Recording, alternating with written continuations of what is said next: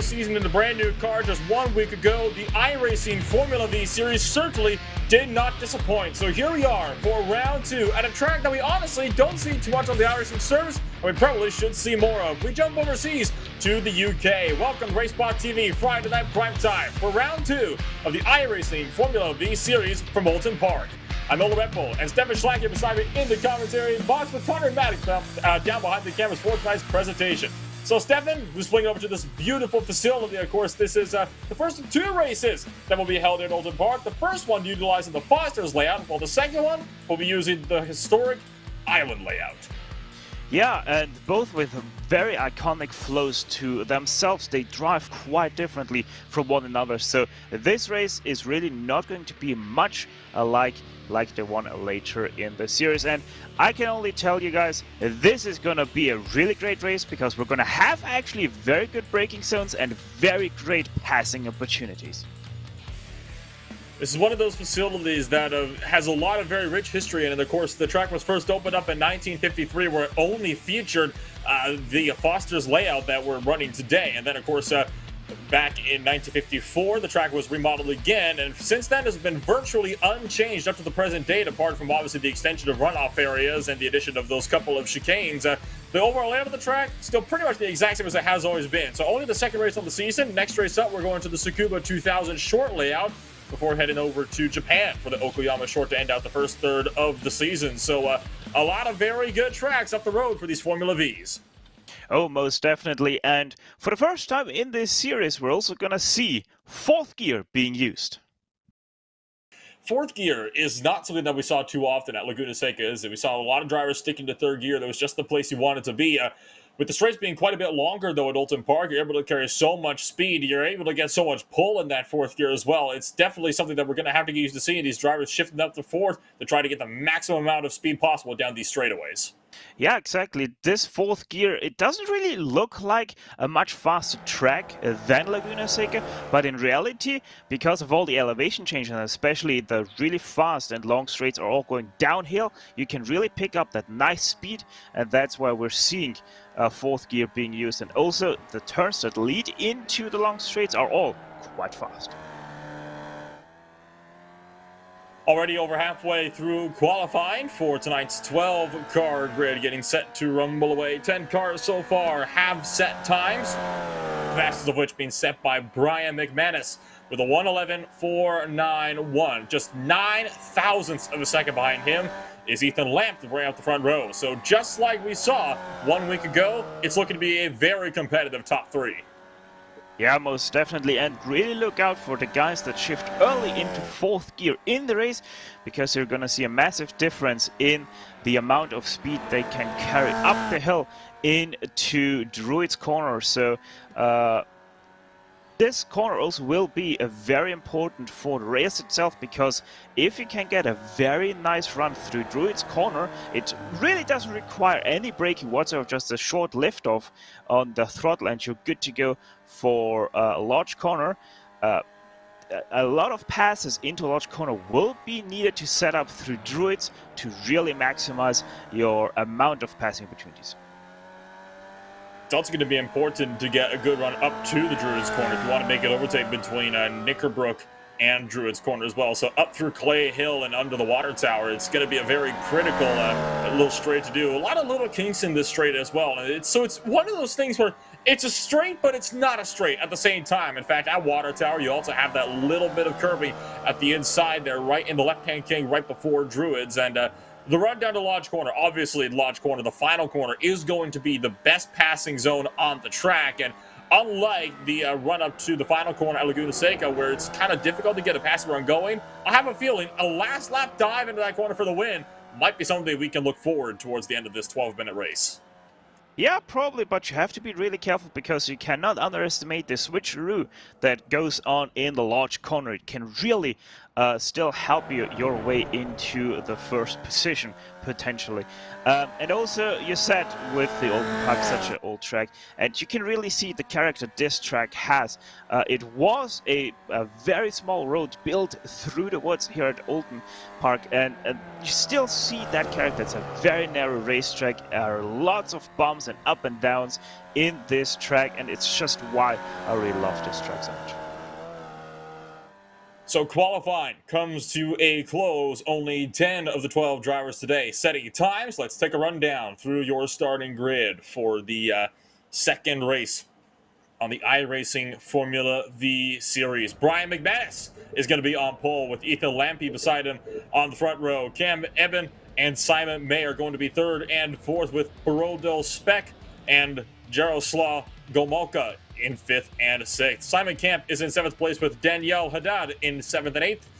Manolo Fernandez is in 9th with Gilles Chatelain in the 10th position. Cars that did not set times are, of course, Elijah Drew Garcia and Diogo Alberto Silva Almeida to round out the 12-car field for today's race. Just waiting on the final few drivers here, Stefan, to grid on up before we get set to go racing under the lights. Very much so, and the points to look out for, obviously, the draft for today. Very strong and very important.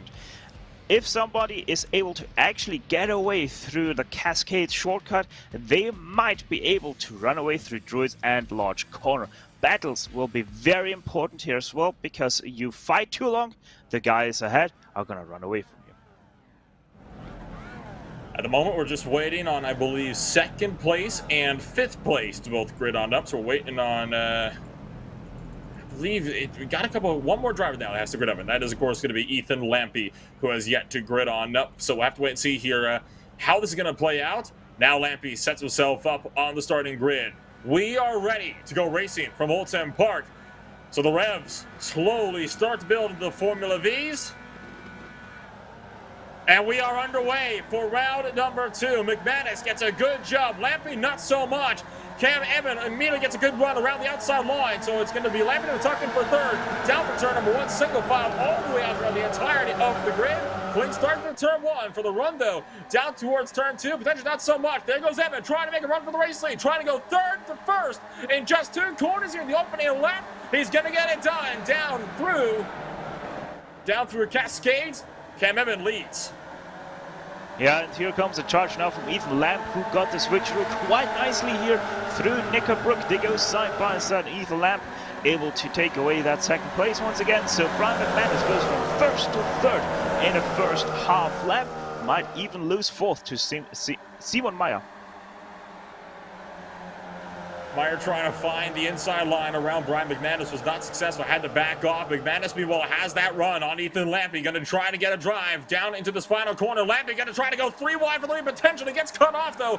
Eben maintains the race lead. McManus, can he find the inside for the race lead? Not quite through the large corner. So as they throw up through the deer leap, Cam Eben will lead the opening lap, but still running line astern in a long drafting train all the way down this front straightaway. Lap 1 is complete.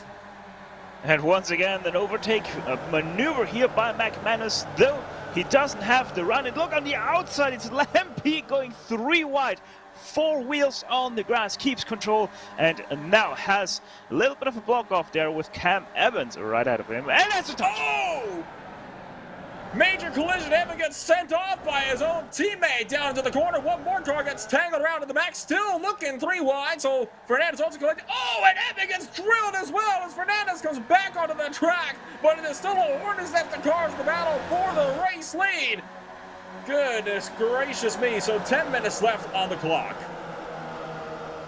Yeah, one major player out with this mistake right here from Ethan Lampe. Just a little bit too late on the brakes, probably a little bit unsighted as well, with Cam Eben right ahead of him.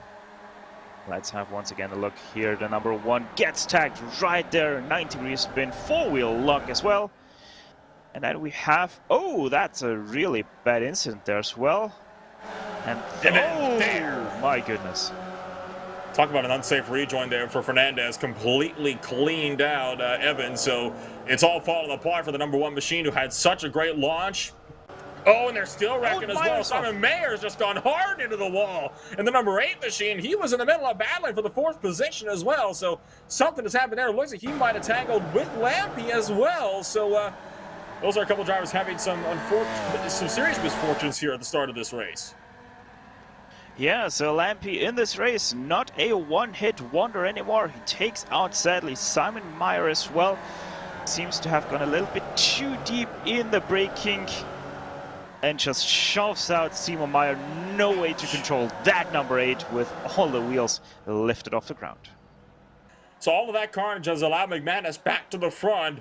Baroldo Speck is going to be in 2nd place with Danielle Haddad in 3rd. Talk about Haddad making a run. Already have 5 positions in just 3 laps, working from 8th to 3rd. A majority of that as a result from attrition. We take a look back, and I'm noticing there are several drivers on pit road, as a matter of fact, and I believe there might have been some even more trouble, believe it or not, between Simon Kemp and I believe Jaroslav Gomulka potentially had another tangling as well. Meanwhile, side by side with the race lead, McManus trying to fend off Speck.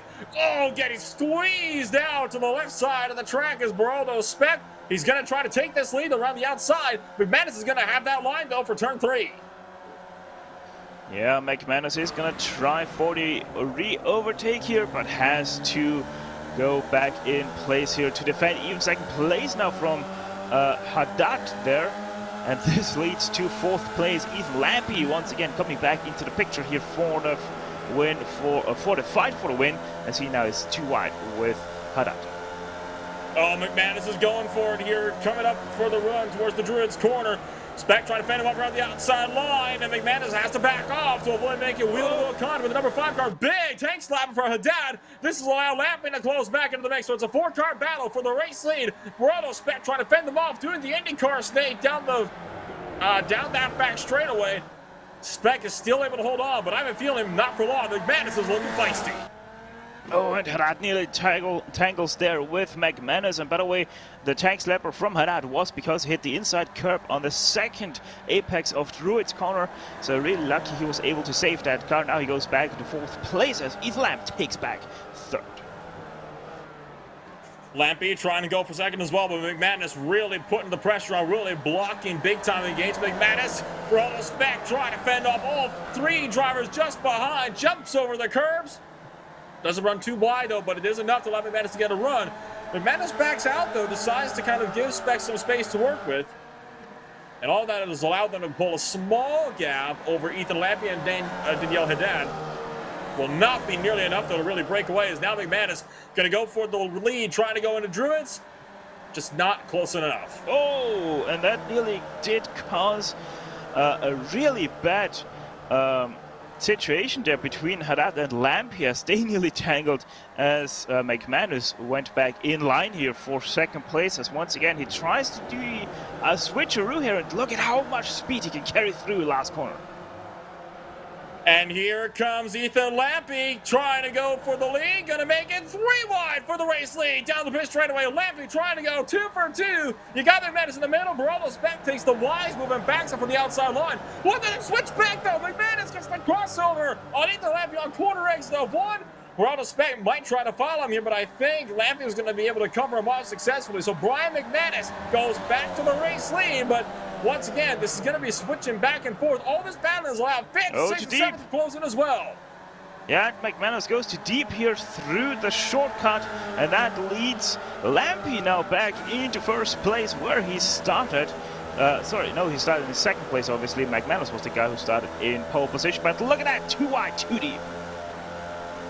2 wide, 2 deep, up for Druids, a pretty one-line corner. Lampy clips the curve, swings across McManus' nose. Somehow they avoid colliding. Haddad's the only driver on the outside, but that's going to quickly swap as Speck now is abandoned on the outside line. Will Haddad dare to make it 3 wide? Not into Lodge, you won't. So Haddad keeps this one in line. Oh, McManus gets run over by Speck from behind. That was really lucky, and look at that. All the rest of the field has once again caught up. Even Manolo Fernandez has once again caught up to these guys. And he is still, I think, a lap down on these guys. Yes, he is. Oh boy. It's all getting hot and racy up here at the top end of the field. You got a 7-car battle for the race win at this point. McManus is going to make another run around Lampy to try to go for the race lead. Already 2/3 of the race completed. Can McManus hold the lead? No, he can't. Lampy is able to pull that outside. So good at the exit of Cascades. This is incredible. I thought already this will be a great race. It turned out even better than expected. Still don't know who is really going to win this. We have 2 more laps to go here after this one, so this is going to be a grand finale. These drivers are driving right on the limit as well. If they're getting any closer, they're wrecking each other. So it's only going to take one bull move that's out of line to really force the issue. Here comes Speck, 3 wide for the lead. Speck's trying to go for it around the outside. This might be that move that could end this in tears.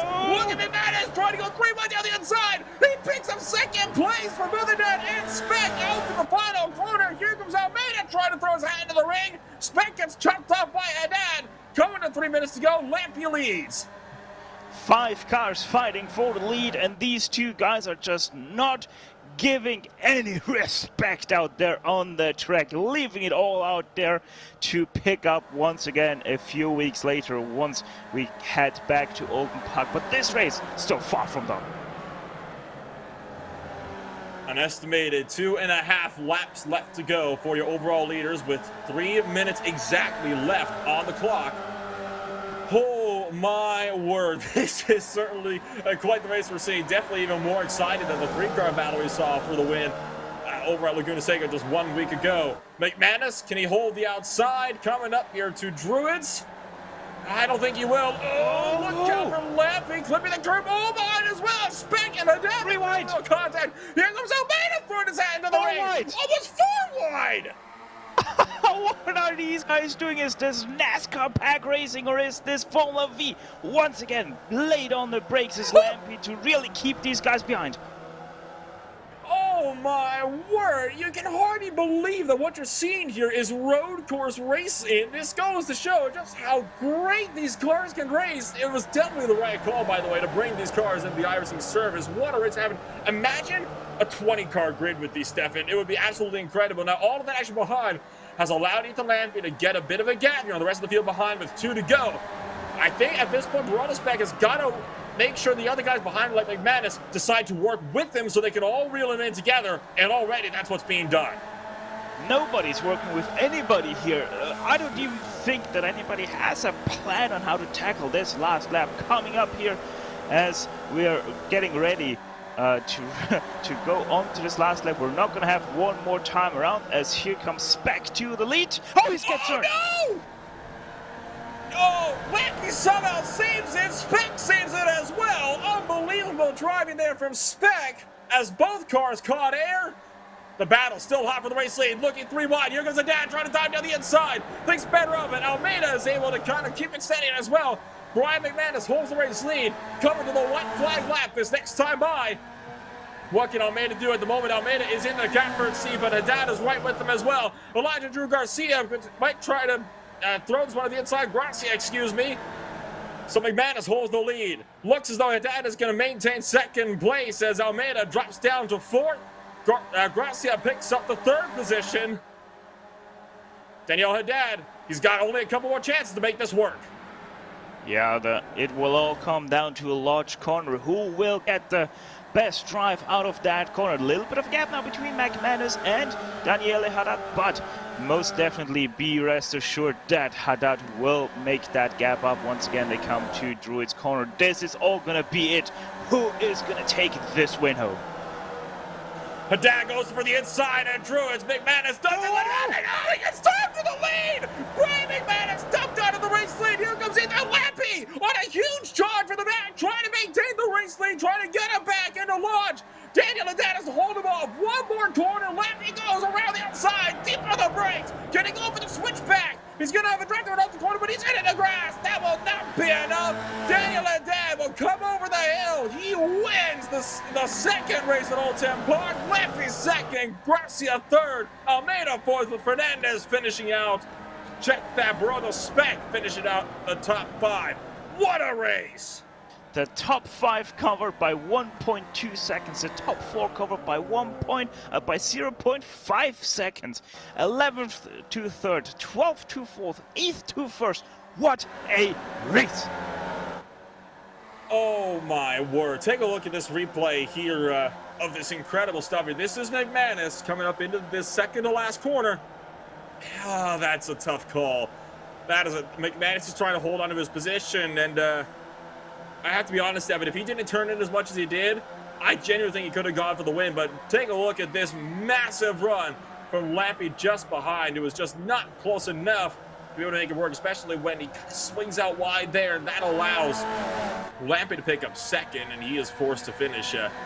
Gracia is forced to finish in third. Still, though, that was some absolutely phenomenal stuff. Oh, my word. Yeah, oh my word, indeed. With McManus, I have to say, it is a little bit hard to judge your turning points because of how wide this car actually is. These tires stick out incredibly wide from the actual body of the car, so it is a little bit hard to judge on how much room you're actually giving your opponents, because something like this actually happened between McManus and myself just 2 hours ago. Well, take a look now at the post-race results after a very wild race here at Oulton Park for the second round. Danielle Haddad is going to win the race, a shock winner, 8th to 1st. Ethan Lampy is going to finish it out in second place with Elijah Drew Gracia rounding out the podium drivers. Diogo Alberto Silva Almeida comes from last place to finish in 4th place with Beraldo Speck in 5th place. Brian McManus, after contact for the lead of the closing stages, finishes in 6th. With Gilles Chatelain in 7th place. Jaroslav Gomolka is going to be finishing in 8th place with Simon Mayer in 9th, the last driver on the lead lap. From there, it is Manolo Fernandez, Cam Eben, and Simon Kemp to round out the 12-car field today. What an absolutely crazy race. Every lap. I mean, you got guys that are racing like it's the last lap of the race out here. What did we see? I mean, that is a definition of going for every lap as if it's going to be your last one. Yeah, exactly. There's no other way to describe that. I mean, just look at Ethan Lamp. He nearly went from pretty much wrecked to second place once again, just by how much they were fighting. He was already pretty much spun out there. So, really great stuff by Lampy to just stick in it and continue on. So, the second place really must feel like a win. Now, I said, the second race here at Oulton Park will have a different character. Well, driving-wise, yes, but in reality, we're going to see the same exact thing like we saw today, just on a longer layout. And for Tsukuba, probably we're going to be in for pretty much the same show, just with more overtaking points, because we have all those hairpins. Well, and especially as well, since we're not only using the full 2000 layout, we're using the shortened layout as well. So that's also going to throw another wrench into the works now, isn't it? You got a lot of these various little shorter tracks that we frankly don't see too much on the iRacing servers. They don't get a whole lot of love, and now we're going to one of the shortest ones there is out there. I mean, I'm going to see if I can track down how long that track really is, because it is just, it's something else. I mean, it's one of those things, you take a look at it, and the track itself, Sonoma, Tsukuba, the 2004 layout, only 1 mile. That's the same length of the Dover International Raceway. That is a short road course, one of the shortest ones there is on the iRacing service. Yeah, pretty much. And, you know, the funny thing about that short course at Tsukuba is of the 2000 layout. It technically isn't 100% a real layout. It's still a real layout, as in the sense it can very much still be raced. But in reality, Tsukuba doesn't use that layout anymore since 1989. So it's going to be a thing where these guys will not have any reference as in how anything is going to race there, because it is just not been in use for such a very long time. And I reckon it's about 1.5 kilometers, so just about longer than the 1000 layout that Tsukuba also has. So very much the same as today. Very close pack racing, with that 6th turn being very fast for the Formula E. I don't even think they're going to have to lift through that turn leading onto the backstretch. So very much a great racing venue once again for these guys, and I really can't wait to see how these guys will have to race through that last turn, because just look at all the slow cars that go there. They really have to battle their car through that last corner to stay on track. I tell you what, That's going to be one amazing race, just like this one and the one the week before was, and of course, whatever race throughout the season is bound to be as well. If this is what we can expect coming week in, week out for this series. For now, though, that is going to be all the time that we are going to have for another presentation here for RaceSpotTV Friday Night Primetime. I've been Ola Rempel with Stefan Schlacchio joining me in the commentary box, and Conor Matic down behind the cameras for today's race. An absolutely barnstormer of a race here today. We'll be back next week with more for the iRacing Formula V Series.